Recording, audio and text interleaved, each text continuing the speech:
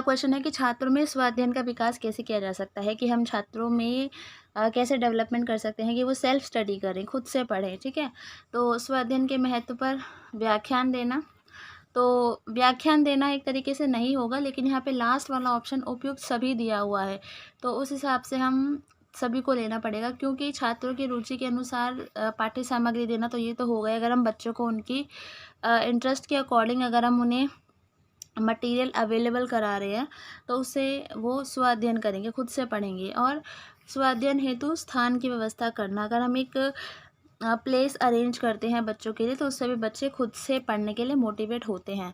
तो इसलिए हमें इसको भी लेना पड़ेगा, क्योंकि हमारा लास्ट ऑप्शन है उपयुक्त सभी, तो इसका जो आंसर होगा वो हो जाएगा उपयुक्त सभी। देखिए, I am also teacher like you, तो जहाँ कहीं लगे कि हाँ किसी क्वेश्चन का आंसर मैंने गलत दे दिया है, तो प्लीज़ कमेंट सेक्शन में कमेंट करके बता देना, या अगर आपको कोई सजेशन हो तो वो भी। ठीक है, क्वेश्चन नंबर 2 है, शिक्षक के रूप में आप प्राथमिकता देंगे, आप किस चीज़ को प्रायोरिटी देंगे एज अ टीचर। पहला है अपने व्यक्तिगत कार्य को, दूसरा है बच्चों को ट्यूशन कक्षाओं के लिए प्रेरित करेंगे, तीसरा है शिक्षण अधिगम को, चौथा है विद्यालय स्वच्छता को। तो देखो, व्यक्तिगत कार्य, अपने पर्सनल वर्क को तो आप प्रायोरिटी दे ही नहीं सकते ना एज अ टीचर, और ट्यूशन के लिए बच्चों को हम बोल ही नहीं सकते।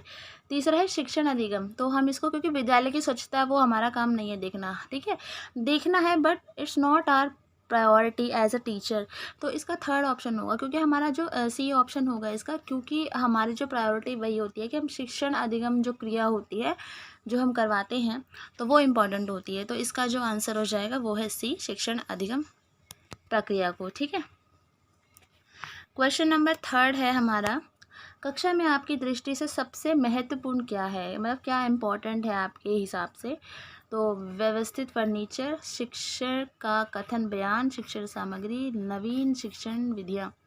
अभी इन्होंने पूछा कक्षा में आपकी दृष्टि से, अगर आप एक टीचर हैं और क्लास में आपके अकॉर्डिंग सबसे इम्पॉर्टेंट चीज़ क्या होनी चाहिए, व्यवस्थित फर्नीचर होना चाहिए, बट यहाँ पर पूछा है इन्होंने सबसे महत्वपूर्ण, वैसे तो ये सारी ही चीज़ें इंपॉर्टेंट है, बट सबसे महत्वपूर्ण चीज़ क्या है। तो सबसे इम्पॉर्टेंट चीज़ अकॉर्डिंग टू मी तो मुझे नवीन शिक्षण विधियाँ लग रही हैं।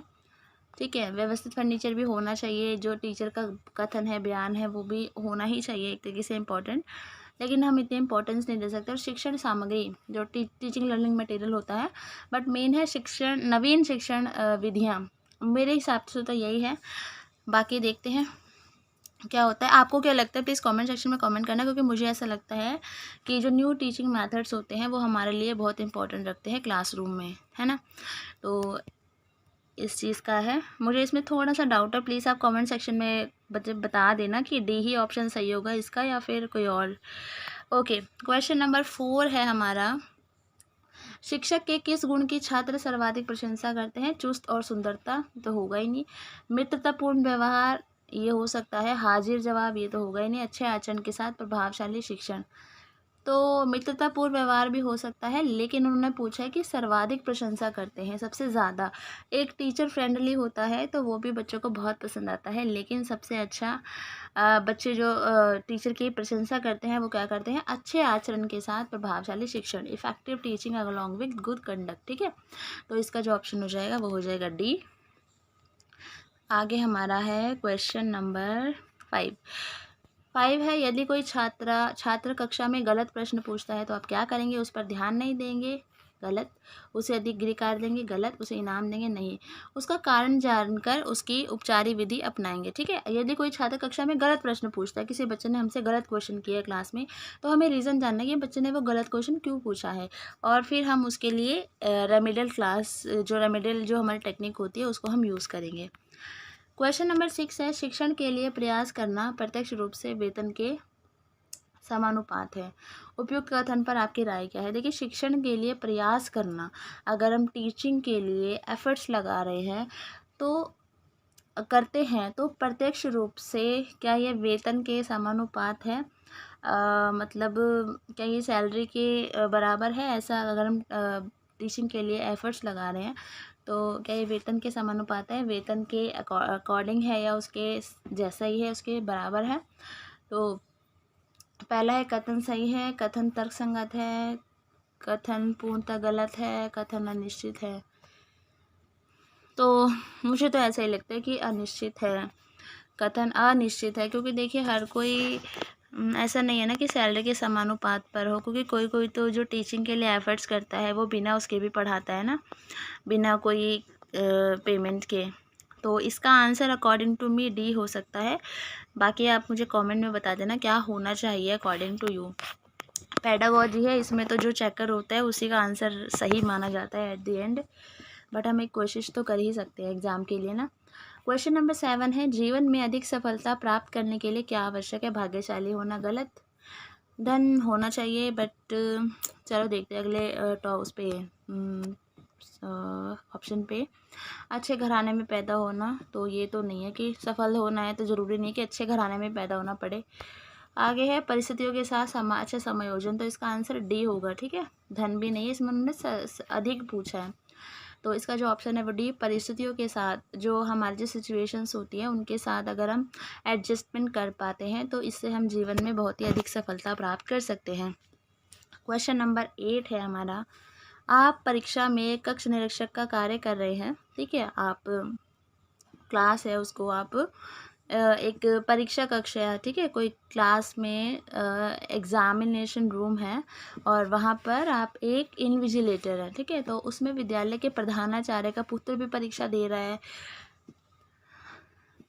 और वो चीटिंग वगैरह करता हुआ कुछ पाया जाता है, तो एज अ टीचर आप क्या करेंगे? आप उसे नकल नहीं करने के लिए कहेंगे, उसकी अनदेखी करेंगे तो बिल्कुल गलत है, प्रधानाचार्य से शिकायत करेंगे, ये हो सकता है। आप उसे अनुचित साधन प्रयोग के अंतर्गत पंजीत करेंगे।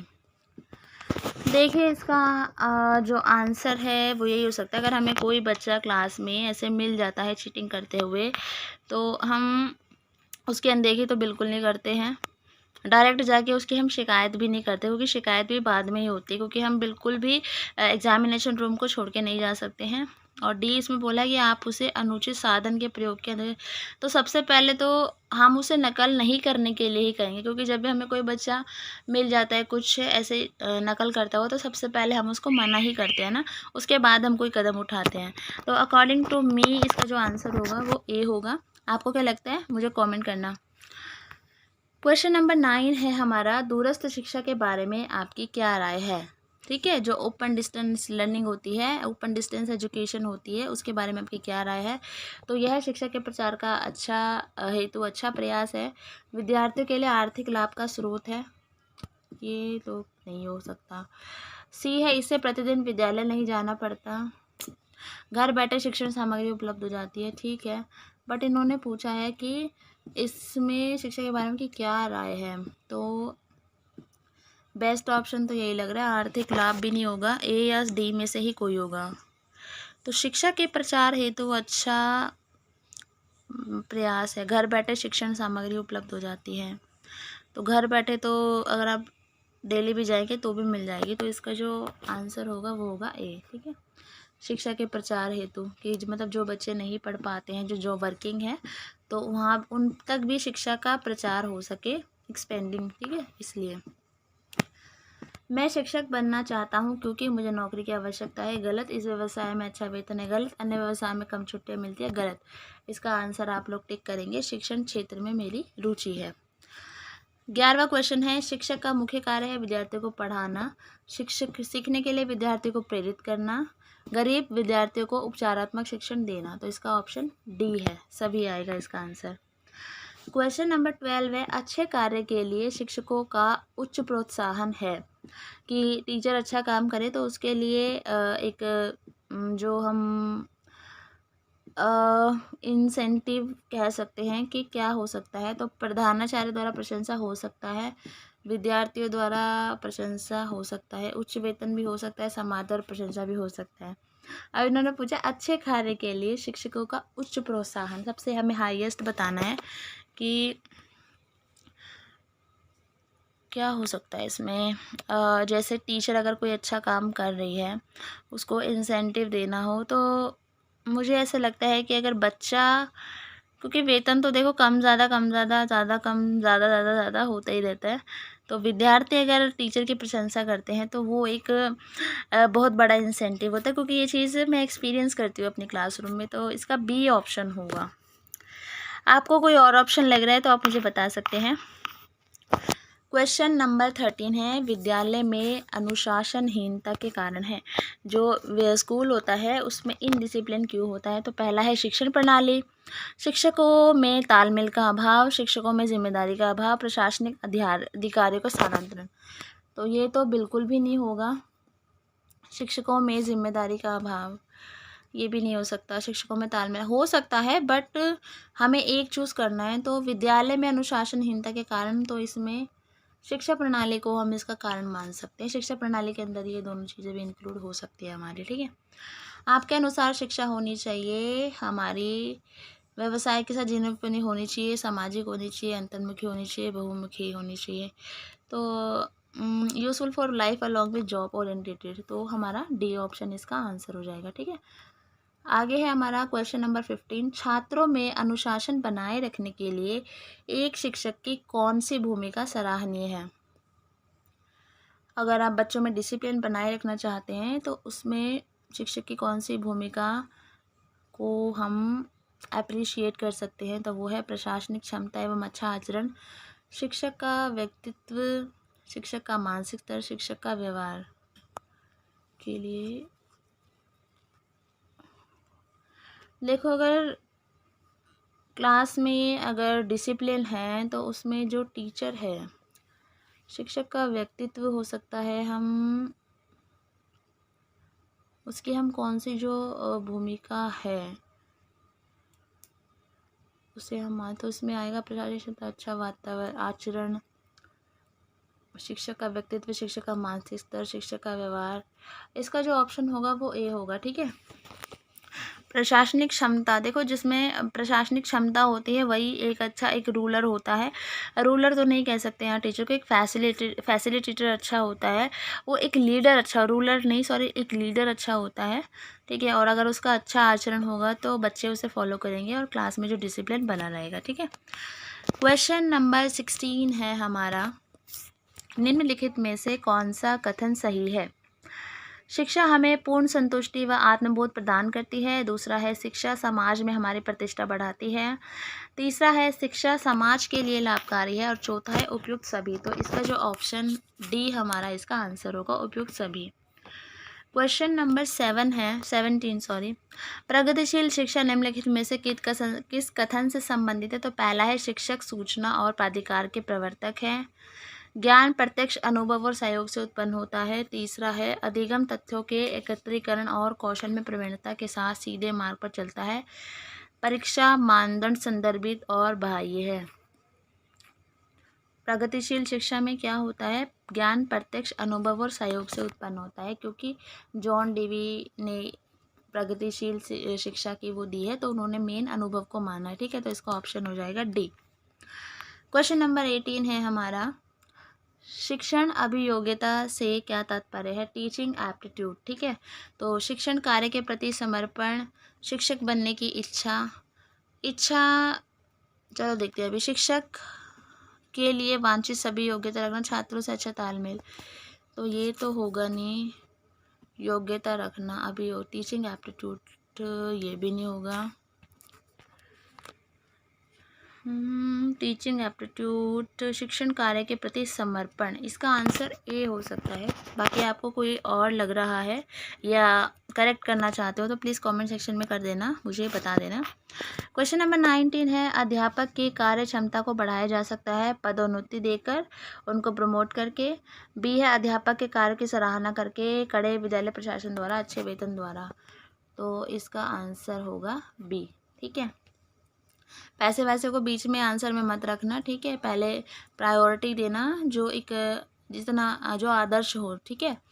तो हम अगर टीचर की हम सराहना करते हैं, उनको अप्रिशिएट करते हैं तो वो उससे उनके काम में इफ़ेक्ट होता है, वो और अच्छे से काम करते हैं, ठीक है। भारत में शिक्षित बेरोजगारी का प्रमुख कारण है। शिक्षित बेरोजगारी मतलब शिक्षित हैं युवा या जो भी हैं उनको बेरोजगारी, तो इसका जो मेन कारण है वो क्या है? पहला है उद्देश्यहीन शिक्षा, दूसरा है सरकार द्वारा रोजगार की सुदृढ़ नीति का न होना, तीसरा है शिक्षण संसाधनों की उपलब्धता, चौथा है घटिया स्तर की शिक्षा। तो इसका ऑप्शन ए होगा, क्योंकि उद्देश्यहीन शिक्षा होती है, हम पढ़ रहे होते हैं, हमें पता ही नहीं होता हम क्यों पढ़ रहे हैं, हमारा मोटिव क्या है पढ़ने का, है ना। तो ये चीज़ फ़र्क करती है। तो इसका जो ऑप्शन हो जाएगा वो हो जाएगा ए। क्वेश्चन नंबर 21 है, शिक्षक का नेतृत्व होना चाहिए। तो शिक्षक का नेतृत्व प्रभुत्ववादी तो बिल्कुल नहीं होना चाहिए, और ये भी नहीं होना चाहिए, लोकतांत्रिक मान सकते हैं, ठीक है। तो इसका जो ऑप्शन हो जाएगा वो हो जाएगा सी। शिक्षा का अधिकार अधिनियम 2009 में लागू हुआ था, ठीक है। हमें शिक्षा ग्रहण करनी चाहिए क्योंकि शिक्षा व्यक्ति को विद्वान बनाती है, व्यक्ति को धनोपार्जन करने के लिए समर्थ बनाती है, व्यक्ति को स्वावलंबी बनाती है। उपयुक्त सभी इसका आंसर हो जाएगा। क्वेश्चन नंबर 24 है, विद्यालयों में खेलों का आयोजन जो होता है उसका उद्देश्य क्या होता है। तो वो है विद्यार्थियों के समय का सदुपयोग करना, विद्यार्थियों के स्वास्थ्य के लिए, राष्ट्रीय खेलों के लिए तैयार करना, विद्यार्थियों का सर्वांगीण विकास करना। तो इसका जो आंसर हो जाएगा डी, ठीक है, overall development of student. Question number 25 है, मैं अपने विद्यार्थियों के प्रति व्यवहार करना पसंद करूंगा, पिता के रूप में, मित्र के रूप में, निर्देशक के रूप में, ऑल अबव। तो इसमें हम निर्देशक मान सकते हैं, ठीक है। अगर आप एक टीचर है, पिता के रूप में, माँ के रूप में, ये तो कुछ अजीब ही लग रहा है ना आंसर में, तो ये तो हम लेंगे नहीं। फ्रेंड हम हो सकते हैं, लेकिन एक गाइडर हम ज़्यादा ठीक हो सकते हैं ना, सबको भी नहीं मान सकते हैं। तो इसका फैसिलिटेटर अगर इधर होता तो वो एक ज़्यादा अच्छा आंसर माना जाता, बट निर्देशक के रूप में हम इसको टिक कर सकते हैं। आगे